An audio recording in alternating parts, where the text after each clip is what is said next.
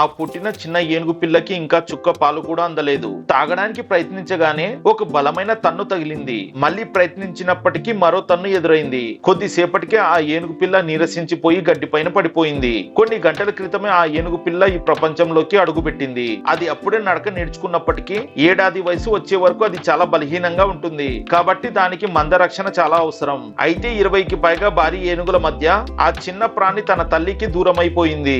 అప్పుడే పుట్టడం వల్ల చిన్న ఏనుగుకు చూపు సరిగ్గా లేదు. తన తల్లి ఎవరో కూడా దానికి తెలియదు. కానీ పుట్టిన తర్వాత మొదటిసారి పాలు తాగాల్సిన అవసరం దానికి ఎంతైనా ఉంది. లేకపోతే దానికి నడిచే శక్తి కూడా ఉండదు. తల్లి తన బిడ్డను దగ్గరే ఉంచుకోవాలి. కానీ మొదటిసారి తల్లి కావడం వల్ల ఆమెకు ఆ స్పృహ లేదు. ఆకలితో ఉన్న చిన్న ఏనుగు పాలు తాగడానికి ఒక ఆడ ఏనుగు దగ్గరికి వెళ్ళింది.